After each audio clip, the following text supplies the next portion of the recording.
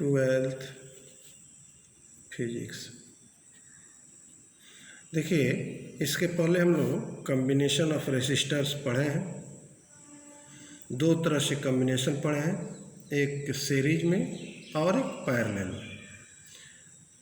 Resistors जब series में रहता है तो नेट रेसिस्टेंस जो होता है उसका वैल्यू अर्थात इक्विवेलेंट रेजिस्टेंस का वैल्यू ज़्यादा होता है। अर्थात किसी भी सर्किट में, किसी भी इलेक्ट्रिकल डिवाइसेस में जब रेसिस्टर्स को सीरीज में जोड़ देंगे तो उसका रेजिस्टेंस का मान इंक्रीज कर जाएगा। जस्ट अपोजिट, जब रेसिस्टर्स को पैरेलल में हम जोड़ देते हैं तो इक्विवेलेंट रेजिस्टेंस का मान बहुत कम हो जाता है। ठीक है, अब इस सीरीज और पैरेलल पर आधारित कुछ प्रॉब्लम हम लोग देखेंगे और इस प्रॉब्लम को हम लोग सॉल्व करेंगे बहुत इजी वे में, बहुत अच्छा ट्रिक से। इसको ध्यान देना है। देखिए, some problems based on combination of resistors.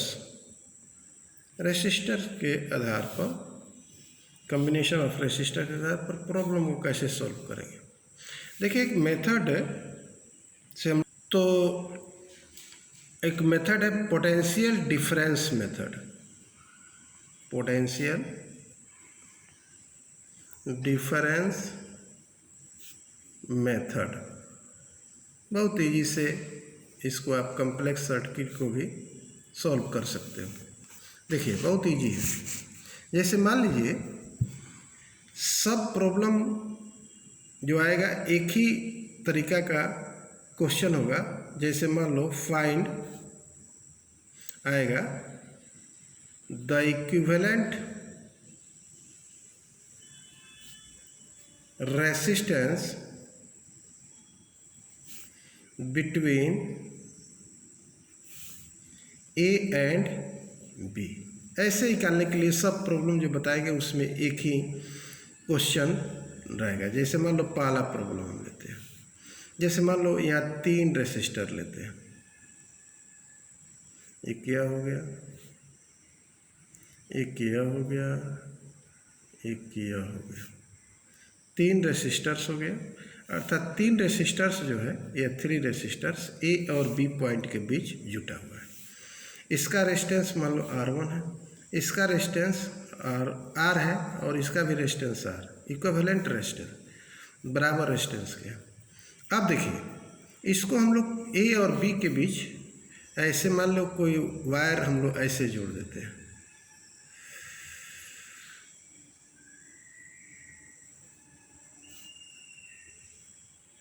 ऐसे जोड़ दिए, एक वायर ऐसे जोड़ दिए,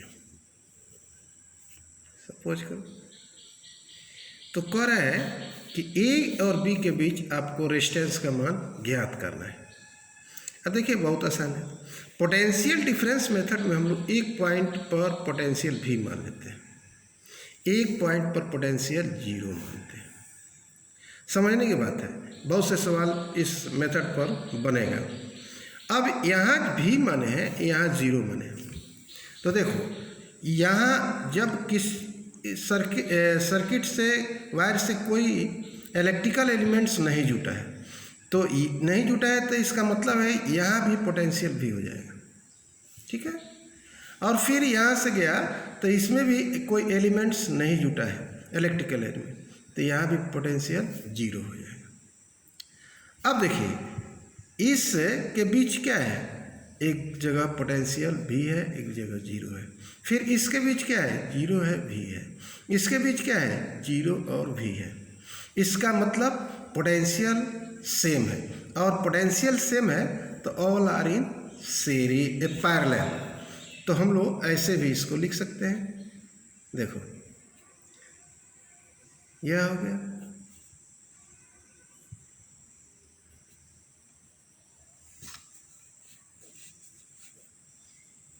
यह ए हो गया, यह बी के बीच।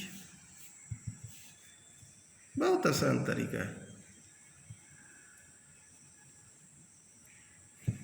अब देखो यह आर हो गया, यह भी आर, यह भी आर हो गया। ए और बीच के बीच पोटेंशियल क्या हो गया? सेम हो गया। सेम हो गया मतलब ऑल आर इन पैरेलल। ऐसे देखने में कैसा लग रहा था? सीरीज में लग रहा था।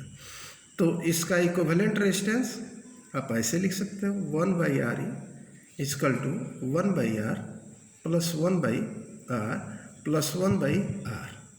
ठीक है, तो फिर 1/RE इक्वल टू 3/R, अर्थात RE बराबर क्या होगा? R/3। ऐसे बहुत से पैरेलल में अगर जुड़े हो तो ऐसे भी हम लिख देते हैं, जितना R इक्विवेलेंट बराबर क्या लिखते हैं? R/R। या क्या है? Number of resistors. यहाँ 3 रेसिस्टर्स जुड़े हैं तो हमने R/3 लिख दिया। ठीक है। अब देखिए दूसरा सवाल इसी मेथड पर, दूसरा हम लेते हैं। जैसे मान लो यह एक रेसिस्टर है, ठीक है, यह दूसरा रेसिस्टर ऐसे जुड़ा है। अब देखिए यहाँ एक दूसरा रेसिस्टर है,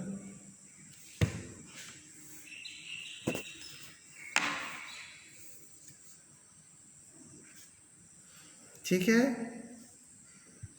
यहाँ रेजिस्टेंस इसका आ रहा है, इसका भी रेजिस्टेंस आ रहा है, इसका भी रेजिस्टेंस आ रहा है, इसका भी रेजिस्टेंस आ रहा है। अब इसके बीच में भी रेसिस्टर जुड़ा हुआ है।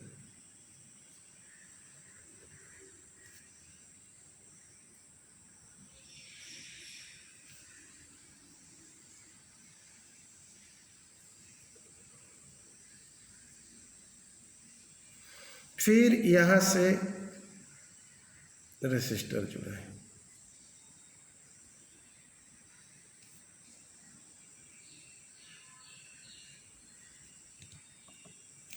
ठीक है। ऐसे दे दिया। अब देखिए यह जो दिया गया है यह बता रहा है कि they are not connected with this wire, that is overlapping on this wire. तो इस तरह अगर जुड़ा हुआ है तो ए और बी के बीच आपको इक्विवेलेंट रेजिस्टेंस पूछ रहा है। अब देखिए फिर वही मेथड, यहाँ पोटेंशियल डिफरेंस भी मान लेते हैं, यहाँ पोटेंशियल डिफरेंस 0 मान लेते हैं। यहाँ चूंकि कोई एलिमेंट्स इस आर में नहीं जुटा है तो यहाँ जो पोटेंशियल होगा यहाँ भी वही पोटेंशियल हो जाएगा। यह भी जो लिख रहा है समझाने के लिए, यहाँ 0 है तो यहाँ भी एलिमेंट्स कोई नहीं जुटा है तो यहाँ भी क्या हो जाएगा? 0 हो जाएगा पोटेंशियल। चूँकि देखो तो यह सीरीज में, यह भी सीरीज में, यह भी सीरीज में, यह भी सीरीज में, तो यह इसका इक्विवेलेंट हम लोग कैसे निकालेंगे? यह देखो पोटेंशियल समान हो गए ए और बी के बीच, तो ऑल रेसिस्टर्स इसके यहाँ भी यहाँ भी 0, तो इसका मतलब क्या है? इससे आर का पोटेंशियल डिफरेंस समान। फिर यहाँ भी यहाँ भी 0, इसका मतलब यहाँ भी पोटेंशियल डिफरेंस समान है, इसमें भी पोटेंशियल डिफरेंस समान है, यहाँ भी potential difference, all are connected in parallel, they are equivalent. तो यहाँ इसको कैसे करोगे? इसको रीड्रॉ कर देते हैं। यहाँ मान लो यह हो गया पॉइंट ए, यह पॉइंट बी हो गया, यह हो गया रेसिस्टर्स, फिर यहाँ एक रेसिस्टर्स, ठीक है ना। यहाँ देखो अब फिर यह हो गया, अब इसके बीच यह,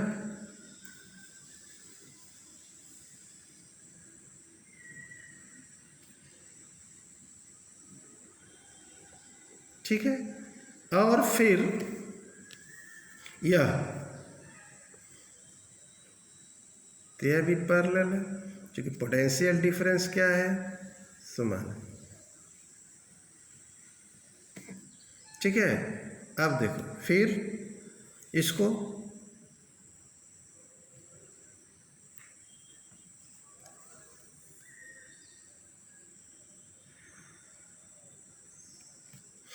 तो यह रेजिस्टेंस आर हो गया, यह रेजिस्टेंस आर हो गया, यह रेजिस्टेंस आर, यह आर, यह आर, यह आर, यह भी आर, यह भी आर। तो इसका इक्विवेलेंट क्या होगा?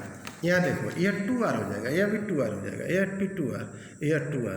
तो ये 2R कितना जुटा है? 4 बार जुटा है। तो इसका मतलब है यहाँ इक्विवेलेंट रेजिस्टेंस ऐसे भी डायरेक्ट लिख सकते हैं कि आर ई बराबर इक्विवेलेंट रेजिस्टेंस 2R/4। तो यह हो जाएगा R/2 आंसर हो जाएगा। देखो कितना भारी लग रहा है, लेकिन कितना आसान तरीका से इसको बता दिया गया है। अब देखो, फिर या ऐसे भी इसको कर सकते हैं, इस मेथड से 1/RE = 1/2R plus 1/2R plus 1/2R plus 1/2R = कितना हो गया? यह हो गया, सबको जोड़ो, 4/2R = 2/R। तो 1/RE = 2/R। It means RE बराबर, देखो इस मेथड से भी उतना ही आ गया, R/2। ऐसे हम लोग ये पोटेंशियल डिफरेंस मेथड से ज्ञात कर सकते हैं। बहुत तरह मिला बुझला। अब देखिए, ठीक है, अब पोटेंशियल यहाँ ए और बी के बीच हम लोग निकाले हैं। फिर जो क्या कहते हैं, अगला सवाल बताएंगे, उसके बीच में पॉइंट एक्स लेकर भी हम लोग कर सकते हैं। जैसे मान लो एक और सवाल देते हैं, तीसरा, मान लो यह कोई सर्किल ऐसा है, ठीक है, यहाँ एक रेसिस्टर जुड़ा है,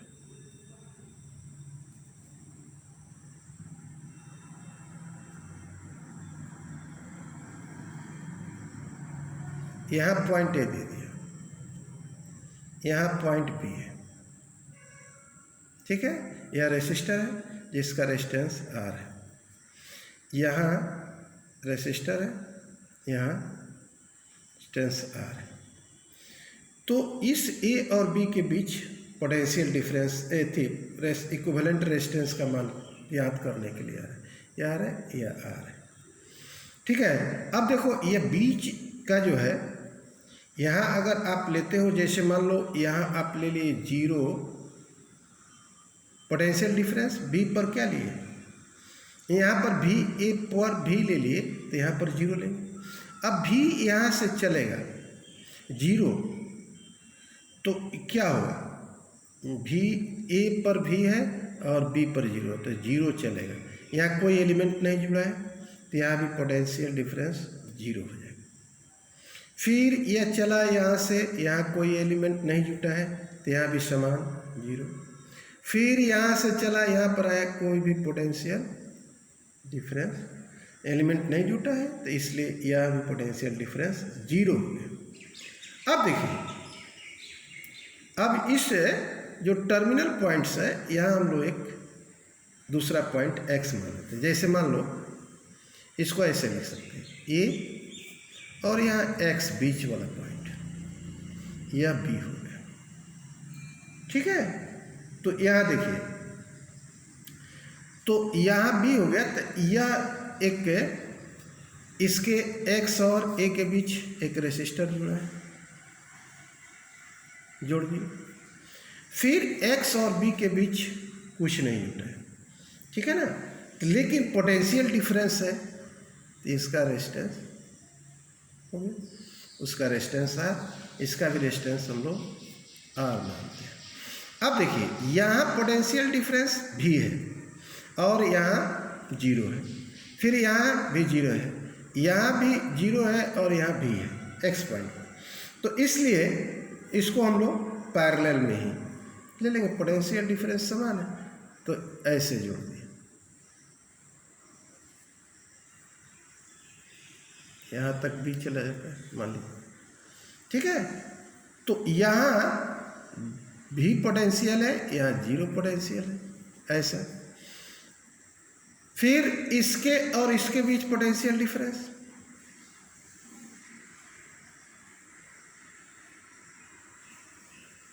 are, all are in parallel. तो इसका इक्विवेलेंट कितना होगा, यह तो रहेगा ही, यह हो गया मान लो कि आपको यह आर, और एक्स और बी के बीच पोटेंशियल डिफरेंस जो भी रेसिस्टर्स लगे पैरेलल में लगे, तो ये पैरेलल में लगे तो इनका इक्विवेलेंट क्या होगा, 1 2 3, 3 रेसिस्टर्स है, तो इसका इक्विवेलेंट हो जाएगा R/3। क्या होगा, R/3 हो जाएगा। ठीक है, तो और ये आप देखो, यह दोनों क्या है, अब है यह सीरीज में जुट गया, ए और बी के बीच जो रेसिस्टर है सीरीज में हो गया, तो R + R/3 = कितना होगा, 3R + R/3 अर्थात 4R/3। ठीक है, इसका आंसर इतना ही है। देखो कितना आसान है। और भी सवाल कल दूसरे वीडियो में बनाएंगे और बताएंगे।